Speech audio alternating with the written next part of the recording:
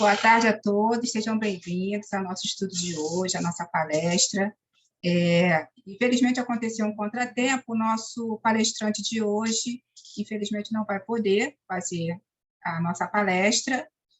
Nós já reenviamos o convite, na verdade é o mesmo, né, o link, mas quem vai fazer a nossa palestra hoje é nosso amigo Jorge Alexandre Maciel, né? Então, a gente já agradece, né, pelo Jorge ter aceitado o convite para cobrir esse contratempo que nós tivemos. Antes de eu passar a palavra para o Jorge, eu vou pedir a Sâmia, então, para compartilhar a página do preparo, né, assim como ela escolheu essa página do livro Vinha de Luz. Então, Sâmia vai fazer a leitura, um comentário breve e a prece, em seguida o Jorge inicia. Bem-vinda, Sâmia, obrigada.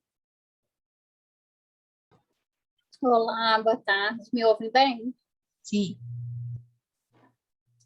Bom, então, deixa eu aumentar aqui um pouquinho para vocês. Vamos lá. A página é assim como do livro Vinha de Luz, mensagem 165, de Emmanuel, né, com Chico Xavier. E tem uma passagenzinha também bíblica que Jesus disse: assim como o Pai me enviou, também eu vos envio a vós. Consta em João, capítulo 20, versículo 21. E Emmanuel comenta: todo cristão sincero sabe como o Senhor Supremo enviou à Terra o embaixador divino.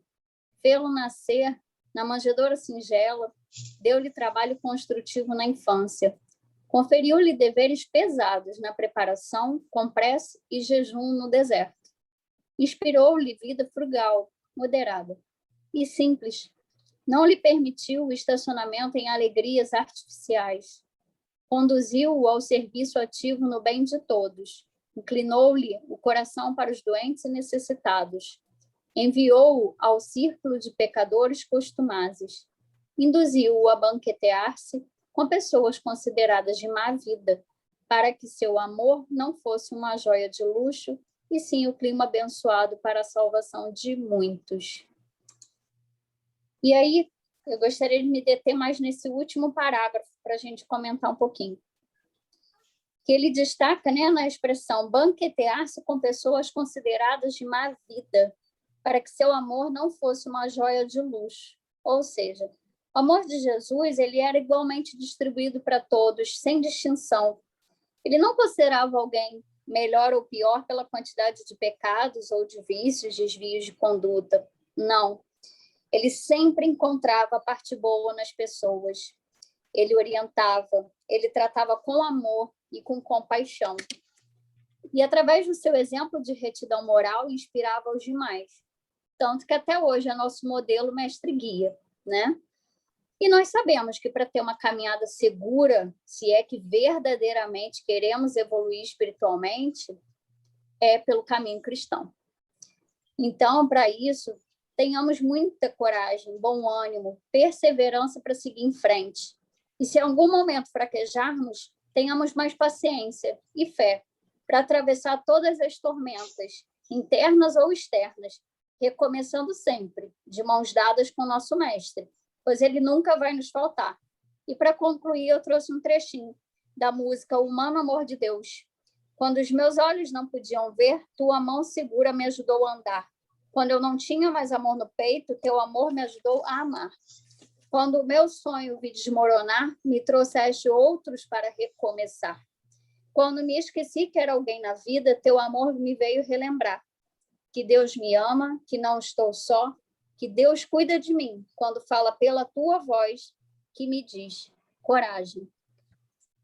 Então, vamos à nossa prece inicial. Vamos fechar os nossos olhos, elevar o pensamento ao alto e agradecer a Deus, nosso Pai, de eterna bondade, justiça e amor, por essa grande oportunidade de estarmos aqui reunidos mais uma vez em seu nome, para estudar, para aprender, para falar do nosso Mestre Jesus e da importância de recomeçar sempre. Que nosso amigo Jorge Alexandre possa ser envolvido nesse instante pela espiritualidade, pelos nossos amigos espirituais, e que ele possa ser intuído a trazer as melhores palavras para nós. Tenhamos um bom estudo. Muito obrigada, que assim seja, graças a Deus. Que assim seja. Muito obrigada, Sâmia. Então, eu vou passar a palavra para o Jorge Alexandre, que vai fazer uma palestra intitulada Recomeçar Sempre. E já recebi a informação de que o nosso palestrante, que seria hoje, já confirmou para o segundo sábado de abril. Então, ele vai fazer a nossa palestra, de qualquer forma, tá bom? Eu vou passar agora para o Jorge. Bem-vindo, Jorge. Está liberado aí? Boa tarde, Adriano. Tudo bem? Olá, tudo jóia. Eu vou compartilhar um negocinho aqui rapidinho, tá? Para a gente poder conversar. Acho que já foi, né? Sim. Boa tarde a todos. A proposta aqui é trazer uma reflexão que é minha, muito pessoal, e dividi-las com vocês, né? E a ideia é bem essa, né? O recomeçar sempre. Mas, para contextualizar muito rapidamente, antes da gente partir para a palestra propriamente dita, isso surgiu, todas essas coisas que nós vamos conversar aqui agora, elas surgiram de um momento da minha vida em que eu poderia dizer que foi o pior momento da vida, por outro lado, também o melhor momento, porque as passagens pelas grandes dificuldades me fizeram parar, refletir, e dessa reflexão sobre a vida, sobre Deus, sobre a doutrina espírita e sobre Jesus, saíram algumas ideias que foram para o papel. E são essas reflexões que eu vou tentar passar para vocês aqui. Nós vamos ler e debater um pouco sobre isso. E eu começo com essa figura, eu vou falar dela, né? Na verdade, é uma foto que, para mim, representa a parábola do filho pródigo, que o Cefá, que a gente já estudou algumas vezes. Mas eu vou começar, não sei se todos estão conseguindo ver bem a imagem, mas eu vou começar pelo abraço apertado do pai no filho que retorna a casa. Para mim, aqui aparece uma imagem boa, né? Eu consigo ver bem o semblante do pai, né? De cabelo grisalho, barba grisalha, e parece uma expressão de dor, mas não é uma expressão de dor, é aquela expressão de choro, de alegria, de quem reencontrou o filho que achou que estava perdido. E quando eu vi essa foto, eu resolvi, então, pensar nesse recomeçar sempre. Se a gente transformar a figura desse pai na foto, se a gente transportar para a figura do nosso Pai eterno, o nosso Criador, Deus, né? É assim que ele nos abraça e nos reencontra várias vezes na vida, quando a gente novamente encontra o caminho da redenção, o caminho que ele espera que a gente siga. Então, essa foto, para mim, uma foto que eu escolhi para botar nesse trabalho aí que eu escrevi, eu já acho ela muito representativa, né? Esse abraço apertado, aconchegante do Pai, que a gente, na verdade, recebe todos os dias, de Deus, nosso Pai. Pode ser até que a gente não perceba, mas esse é o sentido. E aí eu coloquei essa foto, eu sempre coloco a foto antes do texto, né? E o texto é recomeçar sempre. Bom, vamos ver o que eu quis dizer com isso, né? Recomeçar sempre. Tenho tentado absorver ensinamentos relativos a perdão e recomeço. Quanto às chances de transformação e mudança através de exemplos deixados por Jesus Cristo nos evangelhos. Jesus ensina que podemos mudar e tomar novo rumo em nossas vidas, outros comportamentos e atos, transformando mente e coração a qualquer momento. Então, o que eu tentei trazer para a minha mente, para a minha compreensão, que nós, como espíritos imperfeitos, seres humanos, não importa aí como as doutrinas, as religiões nos chamam, né? A gente tropeça muitas e muitas vezes. E podem ser pequenos tropeços, podem ser pequenos tropeços mentais, coisas que a gente pensa, mas não executa, pequenos pensamentos mentais que a gente vibra negativamente para a gente ou para alguém, ou até atitudes mais drásticas mesmo, né? E uma vez feito isso, independente do tamanho da dimensão, como a gente se comporta? A gente está castigado para sempre? A gente morre de vergonha? A gente se esconde? Eu não posso mais fazer um culto? Eu não posso mais estar com meus irmãos no Cefac porque eu cometi aquela falha? Não é isso a proposta de Jesus, não é isso a proposta de Deus, porque como espíritos falíveis e imperfeitos, nós vamos tropeçar muitas e muitas vezes. E eu estava pensando, quando eu estava revendo esse texto para comentar com vocês, que a porta, sim, a porta é estreita, sem dúvida nenhuma, a porta é estreita, mas os caminhos que levam à porta estreita são largos e vários. As portas e as janelas que levam o caminho da porta estreita se abrem a todo instante. Você está desviando, pum, abre uma porta, uma janela com uma placa. Venha para cá, porque o caminho é esse. E a gente tem sempre a chance de recomeçar. Não nos apeguemos, deixa eu só posicionar aqui, não nos apeguemos ao erro, ao equívoco, e estarmos cientes que toda causa gera um efeito. Porém, que todo reconhecimento do erro, né, nos permite agir para corrigir o efeito e evitar sua repetição pela consciência e a mudança de atitudes. O Chico já fala, e a gente sempre usa essas frases nos cultos, né, que não dá para a gente mudar o passado, mas dá para a gente fazer um novo futuro. E Emmanuel lembra que tome cuidado com o erro, né, no sentido, você vai errar, mas tome cuidado com o erro, tenha consciência, pese. Se você já tem a consciência, o entendimento, pese. Né? Se você o faz por ignorância, é uma coisa, mas se você tem essa consciência, pese, porque às vezes um erro pode fazer com que você realmente tenha muito tempo que ir corrigindo, né? Aquela atitude errônea, né? Equivocada que você teve. E aí eu cito, deixa eu posicionar, cito apenas algumas passagens em que fica clara a mensagem de Jesus, que Deus não quer nos condenar, muito menos eternamente.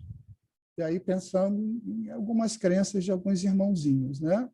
Quer nos educar para a evolução dos nossos espíritos e nos deixar o mais próximo da sua perfeição divina. É claro que a gente nunca vai chegar lá, né?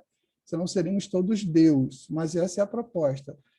Como seus filhos amados. E eu já comentei em outras oportunidades, nos estudos do Cefac, que tudo que está... A gente está tão acostumado a ver tudo que está à nossa volta, que raramente a gente pensa que tudo que está à nossa volta é um verdadeiro milagre. Porque eu sei a distância que o Sol está da Terra, não significa que ter um Sol e ter uma Terra nessa distância que permite existir a vida na Terra como a gente conhece, não seja um milagre. Né? Que o sol nasce todos os dias para a gente recomeçar, que eu estou acostumado que amanhã ele vai nascer, não significa que isso é um milagre. E quem foi o construtor de tudo isso, desse milagre, é Deus. E aí vamos começar a falar de algumas pessoas que eu, dentro do conceito cristão, né, que eu admiro e que eu coloquei nesses pensamentos reflexivos. Um deles é Saulo de Tarso. Vamos começar a falar de Saulo de Tarso, não de Paulo. Saulo, implacável perseguidor dos primeiros cristãos, cuja mente e coração estavam de Saulo, né? Cuja mente e coração estavam empenhados por uma energética convicção de suas doutrinas materialistas judias, a ponto de não ver seus semelhantes como irmãos. Gente, Paulo, ele veio de uma família de comerciantes, por isso ele conseguiu a cidadania romana. O pai dele era fabricante de tendas para o exército romano. Ele nasceu numa província grega, falava fluentemente o grego, Tarso, né? Falava fluentemente o grego, o latim, porque a dominação naquele território já era romana, e imagino que o hebraico, não sei se o hebraico, esqueci agora outra língua, lá, o aramaico, né? O aramaico, que era uma coisa que eles herdaram dos babilônios no tempo lá da escravidão na Babilônia. Mas os textos sagrados eram escritos em hebraico. Ele dominava tudo isso aí. Paulo foi formado pela sua família para ser um doutor da lei. Seria, digamos assim, um grande conhecedor das escrituras, que eram as leis que regiam a Israel na época, a Judéia, e era uma pessoa que era preparadíssima para o debate. E Saulo, todos sabem, né, aqueles que estudaram um pouquinho na Bíblia ou no romance espírita do Emmanuel, sabem que ele era um cara extremamente orgulhoso, né, e radical. ele era um judeu convicto. E outra coisa que me ocorreu também, que não está no texto, mas eu pensei hoje, Moisés e Jesus. Então, por que era tão difícil, talvez, para os fariseus, orgulhosos e senhores de uma lei de milhares de anos e do comportamento de milhares de anos em Israel, aceitar Jesus? Moisés, ok, mas vamos lembrar, tem desenho animado da Disney sobre isso, né? Moisés era um príncipe do Egito. Ele foi criado pelo faraó, educado na cultura mais evoluída da sua época, a egípcia, em ciência, em tudo. E ele era irmão do faraó. Então, esse era Moisés. Quem era Jesus? Um carpinteiro. Difícil, né? Para os fariseus aceitarem isso. Né? Que o Filho de Deus veio como carpinteiro e Moisés veio como o príncipe do Egito. E nesse radicalismo todo, Saulo fez muito mal, muito mal. Não vamos ficar falando de tudo, né? Porque eu não estou aqui para ficar julgando Saulo, mas Saulo foi responsável direto pela morte de Estevão, um dos primeiros mártires do cristianismo. Ele assistiu, impávido, quieto, silencioso, e estava ali contribuindo para aquele conceito de perseguição. Naquela encarnação, Saulo pisou na bola muito feio, muito feio. Porém, no encontro com o mestre na estrada de Damasco, já perseguido pela sua consciência, porque tanta psicosfera negativa, né, não ia fazer bem para Saulo. Já perseguido pela sua consciência e o peso energético negativo dos seus atos, entra em choque de realidade e inicia ali a sua transformação, que seria decisiva para o mundo cristão. Tudo bem, Saulo só viu Jesus, né? Só isso que ele viu, né? Eu acho que eu caía duro para trás, desencarnava na hora. Saulo ainda foi resistente, né? Ainda olhou para a luz e tentou abrir um diálogo. Imediatamente iniciando com a mesma convicção apaixonada que ele era um fariseu, um judeu defensor das leis mosaicas, ele começou um processo de transformação. Não à toa ele foi escolhido. E Saulo, depois Paulo, agora sim, Paulo de Tarso, ele levou o coração do cristianismo para Roma, né, que era o coração do mundo. E aí começou uma grande transformação, realmente. Porém, Paulo teve seus tropeços. Né? Quem leu o romance Paulo Estevão, e na Bíblia também está assim, Paulo vai convicto a Atenas. Atenas, o berço da filosofia, né? Os amigos da sabedoria, na tradução grega antiga, com centenas e centenas de anos de filósofos, que até hoje nós seguimos esses filósofos, são responsáveis pela nossa cultura, pela nossa civilização atual, que é baseada na greco-romana. Paulo foi lá e tentou, com aquele ímpeto todo dele, fazer a cabeça daquelas pessoas cultas e letradas, né, com centenas e centenas de anos de filosofia, e não conseguiu. Então, ele foi ensinar para os pobres e ignorantes, né? Entendeu que a proposta de Jesus era essa. E uma coisa muito legal do recomeçar sempre: perdão, auto-perdão, consciência, trabalho e transformação interior. Arregaçou a manga, Senhor, o que queres que eu faça? Vamos parar de chororô, e o que o Senhor quer que eu faça? Então, eu farei, Senhor, mas você vai sofrer. No problem, Senhor, sem problemas. Vamos em frente. Sem tempo para lamentações, mas para um longo trabalho de mudança interior ao longo de sua nova vida como Paulo. E aí a gente conhece o restante da história, né? Paulo, para mim, eu sou apaixonado por Paulo de Tarso, apaixonado pela transformação que ele conseguiu, esse recomeçar, esse dia seguinte dele, dentro da própria encarnação, apesar de suas faltas pesadas anteriores, enquanto Saulo de Tarso, o fariseu. Né? Eu não coloquei André Luiz aqui, a gente vai falar de André Luiz, não. Mas André Luiz também é outro porque eu me apaixonei, porque André Luiz proporcionou essa modificação no plano espiritual. Haja vista a obra que ele deixou, quando a mente dele expandiu, já no plano espiritual, já na colônia, né? Nosso lar, e aí essa transformação fez com que, para nós, André Luiz se transformasse numa grande referência, deixando uma obra importantíssima, até como um cientista que ele foi enquanto médico encarnado, né? Não diferentemente, jornalista / cientista lá no plano espiritual, com suas obras carregadas de informação científica, porém de aspecto moral extremamente elevado. Outro que passou por uma transformação enquanto desencarnado. A porta é estreita, mas os caminhos que levam à porta estreita são muitos e são extremamente largos. A mulher adulta. Passagem já comentada, porque no meu livrinho aqui eu comento da mulher adulta, né? A mulher adulta, passagem já comentada em outro item, mas tão marcante pelo ensinamento de que todos erramos, a vida é uma escola, um aprendizado. Devemos aprender a lição, reconhecer e entender o que se passou e mudar os atos e pensamentos. Por maior que aos olhos da consciência divina encravada em nossas mentes, né? Parar para refletir aqui. A gente fala que as leis estão cravadas em nossas mentes, mas a gente fala que nós somos uma centelha divina, mas raramente a gente para refletir que nós somos uma pequena parte do Criador. Quando a gente fala assim, faça a vossa luz, porque está lá, nós somos uma pequena parte daquele que nos criou, né? Então, essa consciência divina nada mais é que um pequeno pedaço da consciência do todo, dele mesmo. Por isso que a lei está cravada lá. E a gente sabe quando a gente está desviando o caminho. A gente sabe. E muitas vezes não é o nosso anjo guardião que fica lá soprando no nosso ouvido, não. É a gente mesmo. A gente percebe quando está desviando, né? Encravada em nossas mentes. E que são as leis de Deus. Podemos mudar e recomeçar. O próprio Jesus não condenou a mulher, apenas a fez ver que somente ela poderia mudar a sua vida, conduta e pensamentos, e que somente essas mudanças poderão trazê-la de volta ao caminho de encontro ao Pai Celestial. Estamos aqui para julgar a falta, né? Mas todo mundo conhece a passagem. Era uma lei estabelecida por Moisés, né? Era uma lei dura, naquela época que as mulheres não tinham a menor possibilidade de absolutamente nada, né?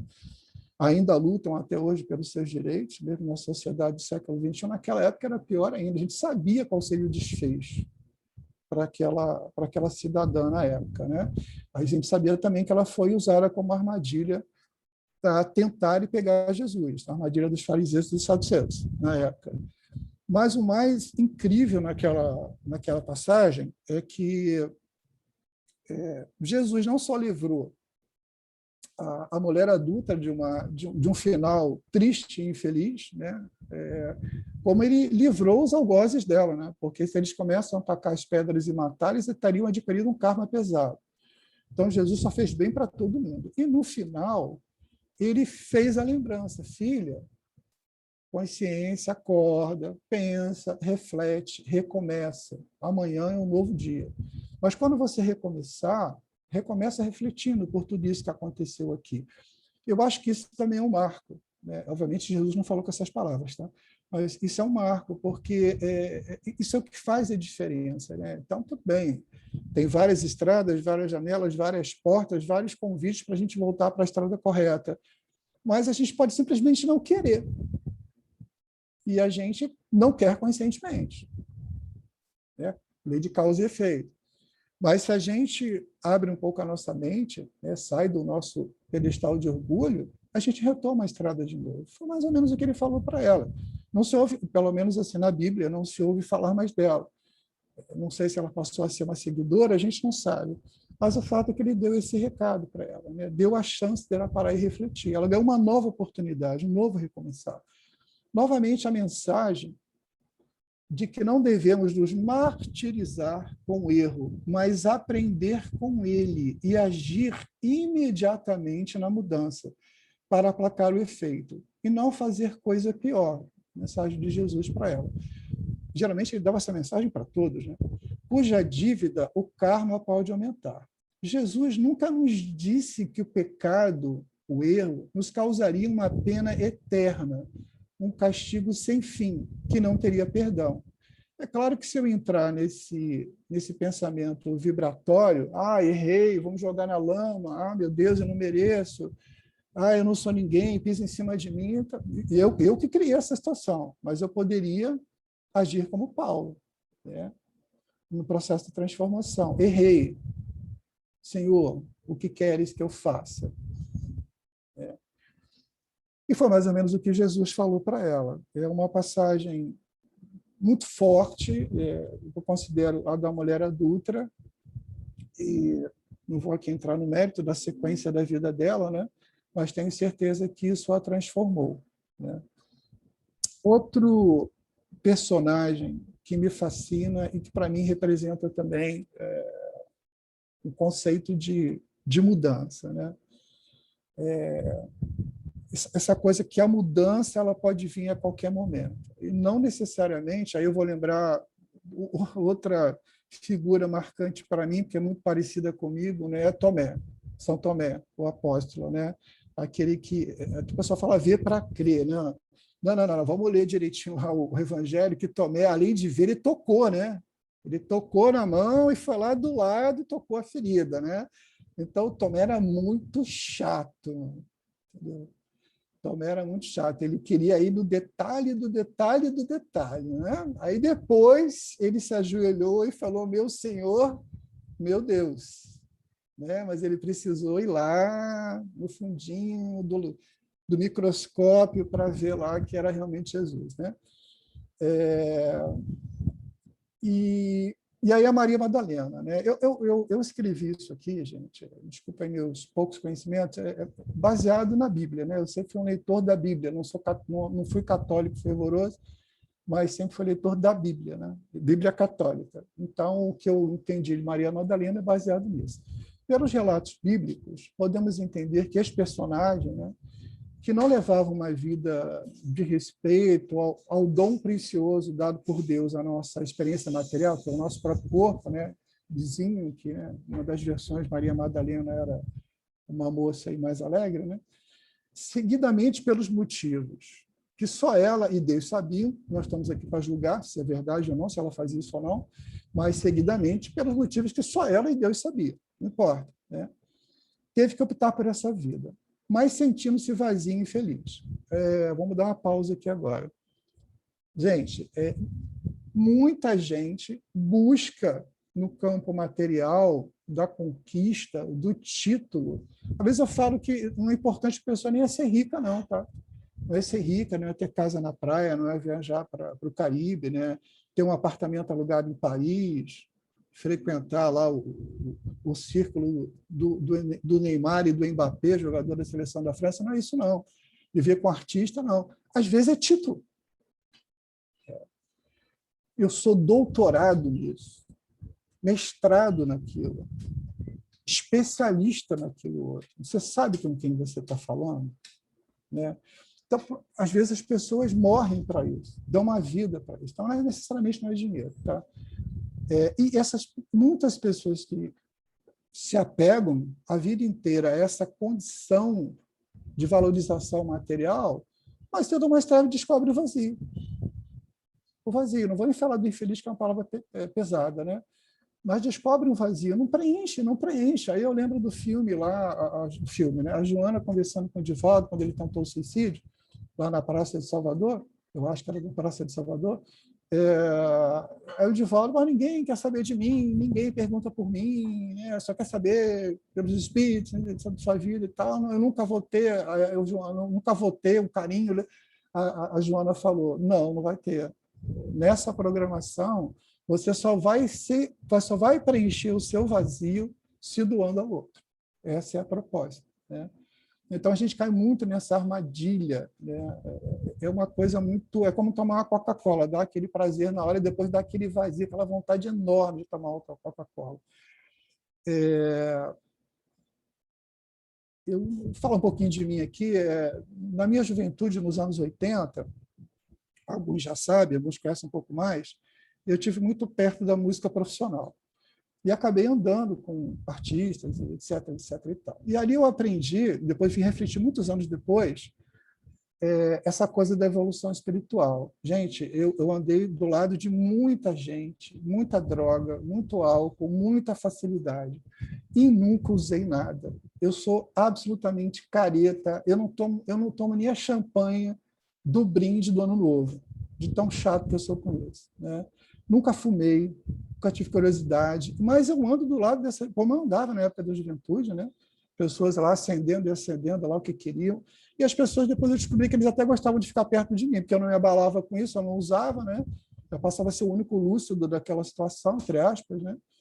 E alguns depois confessavam que queriam sair, como é que fariam para sair dessa situação. Porém, nisso daí eu vim preparado, mas eu não posso contar para vocês aquilo que eu não estou preparado. Eu sei aonde eu caio. Eu sei muito bem aonde eu caio, né? E eu só vou resolver isso de outra forma, não vai ser no campo material. E aí, continuando aqui. E ela foi buscar no Mestre seu consolo. Ela foi buscar no Mestre, em Jesus, o seu consolo e entendimento de como poderia mudar e ser vista como uma filha de Deus. O que é o filha de Deus? Porque na condição que ela estava, já era mulher, né? Na condição que ela estava, é que ela não era respeitada mesmo, ela era vista como secundária, terciária, quarta, sei lá, nem consigo falar o português aqui, dentro daquela sociedade. Ela só queria ser vista como uma filha de Deus, como todos nós. Buscar seu perdão e ver uma esperança de transformação íntima e de consolo. Né? Aí tem os filmes antigos, tem um filme na internet que é dos Mormons, né? Que é muito bom também, sobre a vida de Jesus. Tem um seriado do Netflix, que eu já vi o pessoal do Cefai comentar, sobre Maria de Madalena, faço uma outra ótica dela lá. Mas, enfim, ela só queria encontrar o caminho da reforma íntima dela, encontrar a paz. Né?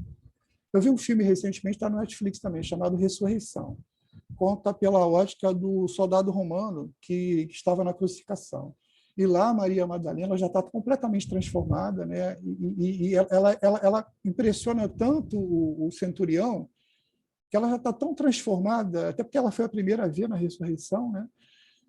Que ela não está mais abalada com nada, ela encontrou a paz. Você veria, a atriz até interpreta muito bem. O filme chama-se Ressurreição. Está no Netflix, aconselho que vocês vejam. É contado pela ótica do centurião. Fantástico. Né? Ela se transformou. Né? Ela queria a transformação e o consolo. Jesus, novamente, não a condenou. Em nenhum momento Jesus condenou Madalena. Julgou, menosprezou o pedido de ajuda. Ele nunca menosprezou o pedido de ajuda.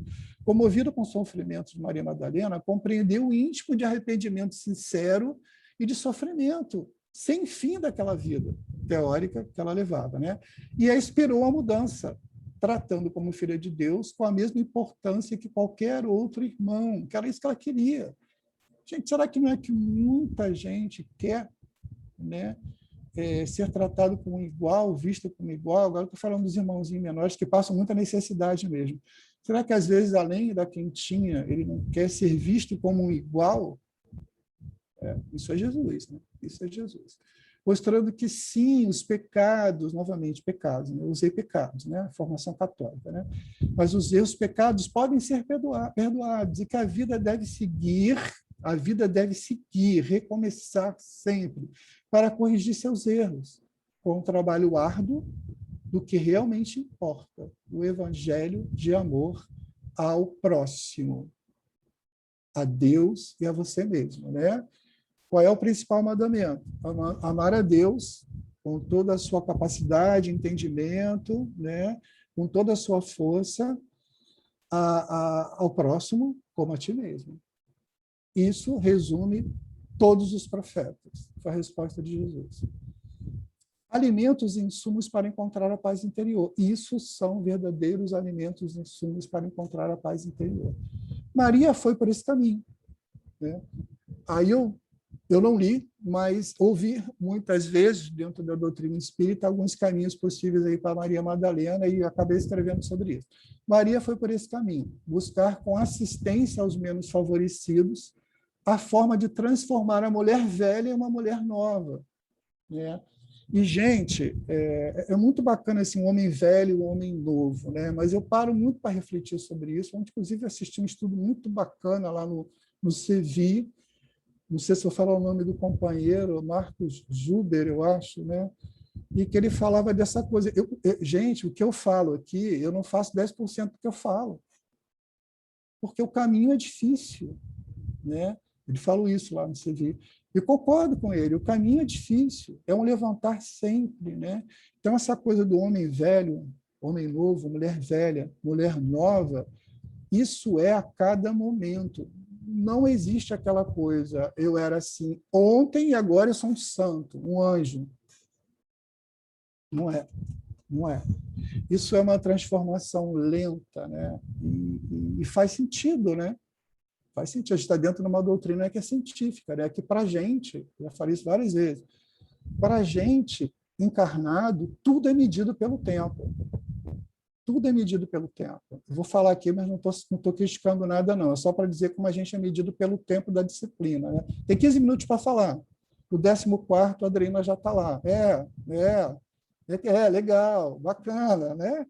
Mas para a espiritualidade não existe isso. Então, é muito difícil para a gente encarnado entender, né? Então, a gente acha que tem que mudar hoje para amanhã.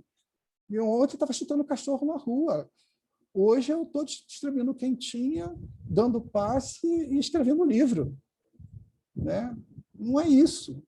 É uma transformação lenta e crescer em atos e pensamentos. Aí sim, eu acho que isso tangibiliza, né? Crescer em atos e pensamento. Pensamento, então, é muito difícil controlar. Estou falando de mim, tá? Muito difícil controlar. Eu sei aonde eu caio e às vezes eu caio no pensamento. E depois é muito difícil me recuperar.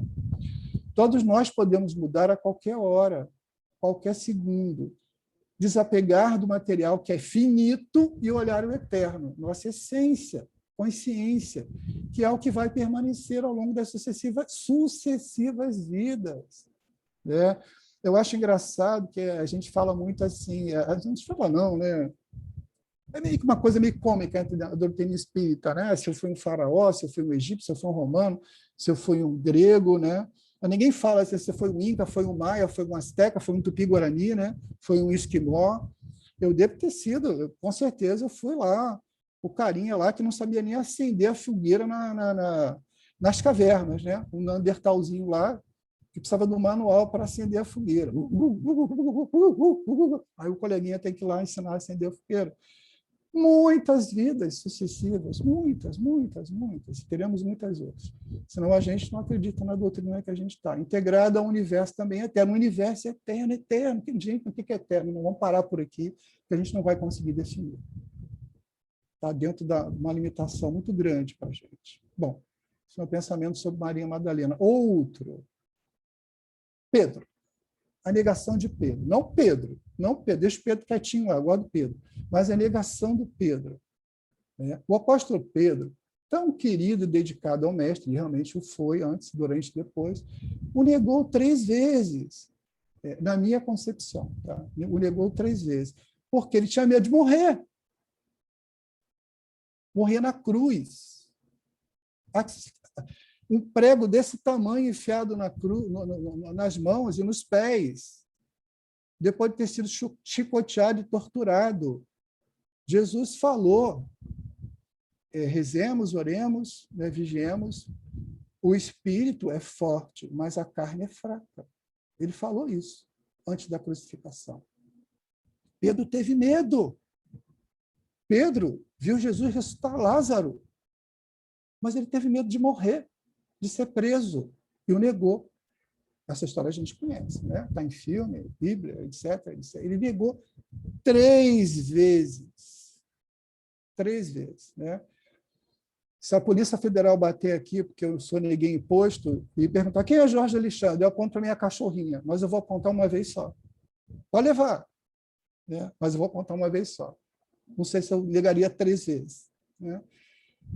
A transformação, bom, enfim, negou o mestre 3 vezes, com medo e ainda em transformação da sua consciência humana. Ele é humano, material, de fraqueza da carne, das ilusões que nos afeta 24 horas deste mundo. Não é fácil, não.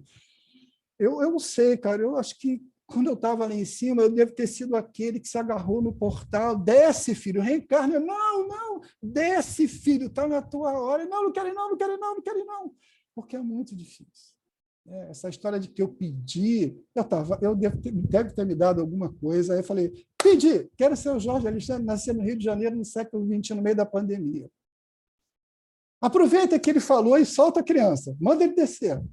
Não sei, não. Que dá medo. Nosso desafio é grande.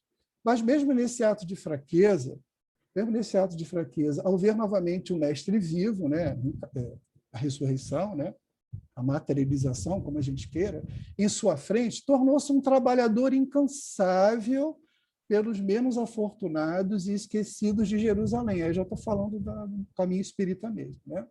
Menos afortunados e esquecidos de Jerusalém. E com sua obra de assistência.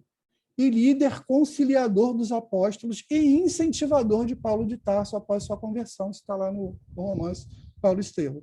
Jesus não o condenou, gente. Deus, Jesus, o mais próximo dele, nunca nos condena. Quem somos nós para ficar nos condenando? Igual aqueles católicos antigos radicais, né, com aquele chicote assim, né? Né? Pedro também não se martirizou. Trabalhou. Arregaçou a manga e foi a luta. Mais uma transformação, mais um recomeçar, das várias que ele mesmo passou ao lado de Jesus. Pedro deve ter renascido novo a cada situação. Gente, Jesus mandar jogar a rede lá e vir os peixes, o golpe de sorte desse galileuzinho aí, né, do carpinteiro. Isso não é o suficiente para me carregar. Agora, ver Lázaro ser ressuscitado, eu acho que Lázaro ressuscitava e eu desencarnava. Pô, cara, eu ressuscitava, tu cai duro do meu lado, trabalho dobrado, né? Então, quem conviveu com Jesus deve ter passado transformações e renovações diárias, né? Pedro foi à luta, mas uma transformação das várias que ele passou. A cada ensinamento, uma chance de despertar, estou falando dele convivendo com Jesus, a cada ensinamento, uma chance de despertar, mudar e se tornar outro. Mudamos a cada segundo, são vários os caminhos que levam para a porta estreita.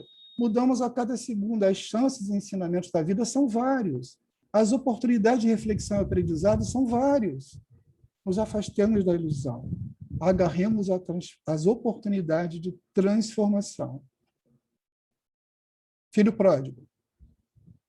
Bom, gente, filho pródigo eu já falei muitas vezes, eu não vou nem ler, só vou falar, tá?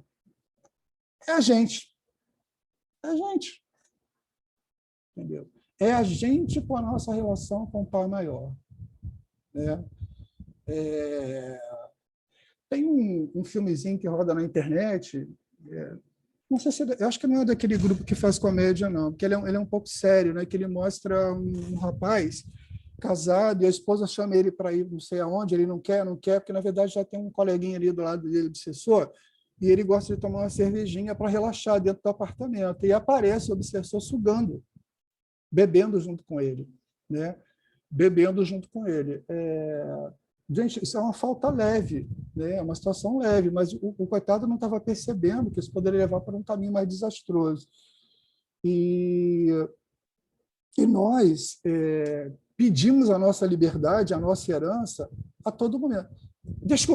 Deixa comigo, não preciso mais fazer o culto, eu falo bonito, o pessoal até está me convidando para fazer palestra, porque o outro rapaz lá teve um problema. Deixa comigo, não preciso de mais nada, sei de tudo. Não é assim. Não é assim. Não é. Não é, gente, não é. Não é. Não é. A gente é filho pródigo o tempo todo. E depois que está lá jogando a comidinha para os porcos, mal se alimentando, foi o que aconteceu comigo. Aí a gente, meu Deus, meu pai, também sou teu filho. Vou voltar para o pai. E nem vou dizer para ele que sou digno de ser filho dele. Quero ser o estagiário, o subestagiário do estagiário, do júnior, do cara que serve ao mestre. Me sujeito a isso, porque a dor foi tão grande, a decepção foi tão enorme. Né? Deixa eu ver meu tempo aqui. Não vou falar muito do filho pródigo, não, porque essa aí vocês conhecem muito. Seus pecados estão perdoados. Jesus, ao longo do Evangelho, usou muito essa expressão, vocês sabem disso várias vezes. Seus pecados estão perdoados, a ponto de irritar os judeus, pois não reconheciam nele autoridade para tal, fazendo-se igual a Deus, a lei deles, né? Interpretando as palavras de outra forma em entendimento.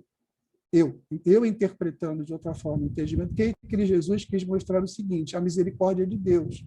Ao reconhecermos nossos erros e nos arrependermos verdadeiramente do fundo do coração, abrimos espaço para um novo entendimento, transpomos um obstáculo e podemos mudar definitivamente de atitude, não errar mais naquele ponto. O pai que ama e educa seus filhos não quer nos castigar eternamente, mas sim que aprendemos as lições, mudemos de pensamento e passemos a agir conosco e com o nosso próximo de forma diferente, e não cair nos mesmos erros, rumo a mais um pequenininho, míserozinho degrau da nossa evolução. E aí, futuramente, eu vou propor para o nosso amigo, um amigo meu aí chamado Jairo, né? Vocês devem conhecer, de montar uma empresa chamada Cadinho, Cadinho de algo. Né? Vai ter várias camisetas, cadinho de amor, cadinho daquilo outro, porque é um cadinho mesmo. Isso aí, é um cadinho mesmo. Né? E para fechar, sempre podemos recomeçar. É isso que eu entendi. Esse é o final do meu livrinho e é o capítulo mais um. Sempre podemos recomeçar, sim. Não perdemos a esperança. Podemos, sim, ser uma pessoa melhor no final dessa palestra. Esta é a mensagem mais clara deixada como conforto nos evangelhos. Essa é a proposta que está lá. Jesus, a espiritualidade superior e o nosso Pai Criador estão sempre de braços abertos para nos receber. Mesmo os filhos rebeldes que se perderam, mas que retornam ao Pai em busca de reconciliação. Né? A gente fez isso muitas vezes com a nossa mãe, com a nossa avó. Não vou fazer, não vou obedecer, não vou tomar banho. Mas na hora que estava doendo lá, que a gente, na brincadeira na rua, enfiava o pé no prego, a gente corria para a vovó e para a mamãe para passar o mertiolate. Né? Gente, isso é coisa do meu tempo e do Mário. Mertiolate, essas coisas, né? Não é do tempo de vocês. Né?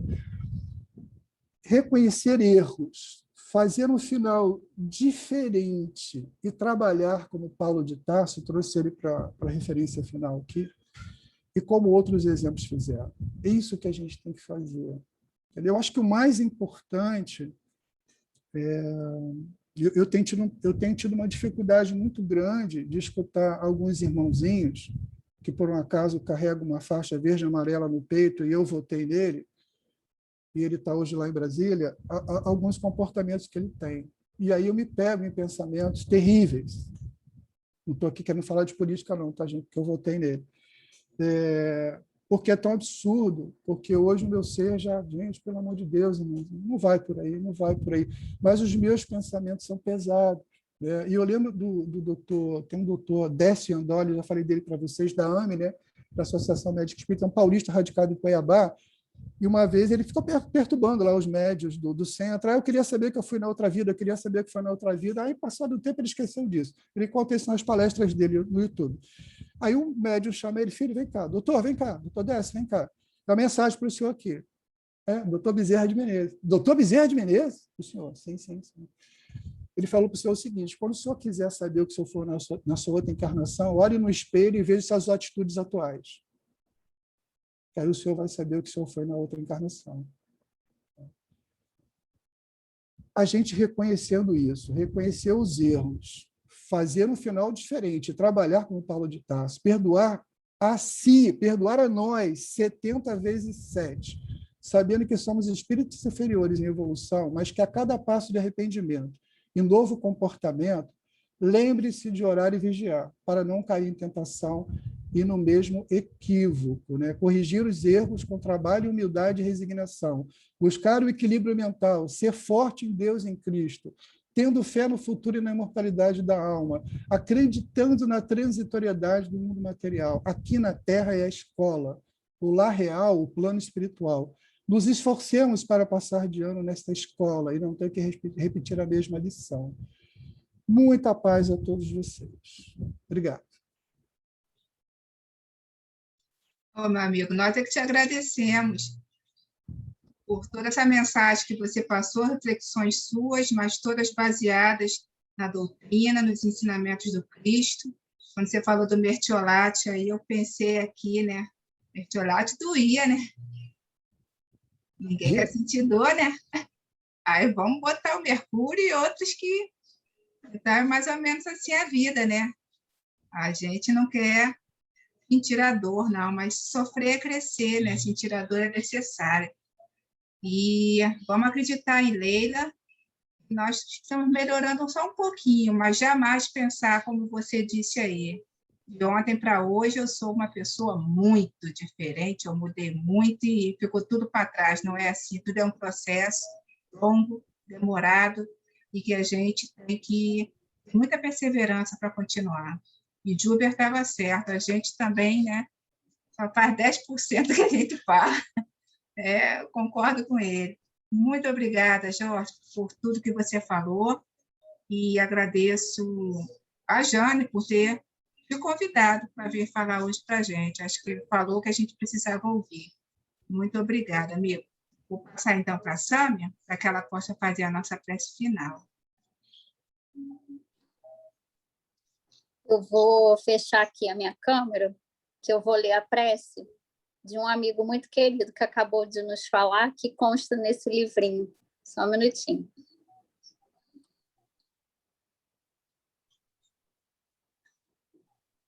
Então, vamos agradecer. Meu Deus, Pai eterno, de infinita misericórdia, agradeço o dia de hoje e as experiências, provas e aprendizado que me enviastes para meu entendimento de sua obra e crescimento espiritual. Que eu possa ter aproveitado cada oportunidade do dia para absorver o Evangelho de Jesus, praticá-lo, nem que seja um pouco, na sua máxima de amar a Deus com toda a sua força, entendimento, espírito e mente, e amar ao próximo como a si mesmo. Que a luz nos acompanhe e que nós possamos nos conservar assim, unidos em fraternidade. Que assim seja, graças a Deus. Dei uma modificadinha, tá, Jorge? Porque a gente não está indo dormir. Obrigada, Sâmia. Obrigada mais uma vez a todos, aos colegas das outras casas, aos colegas que estão longe, né, aqui do Brasil, a todos que nos deram a oportunidade de estarmos juntos nessa corrente de luz, de amor, para ouvir o Jorge e aprender mais um pouquinho sobre a doutrina. Os microfones estão liberados para a gente dar aquele tchau. Fiquem com Deus. Obrigada, Jorge, mais uma vez. Obrigada, Jorge. Boa tarde a todos. Boa tarde, pessoal. Obrigada, Jorge. Parabéns. Obrigado, boa tarde. Beijo em cada coração. Tchau, tchau. Tchau, gente. Obrigada. Até mais tarde. Tchau. Jorginho,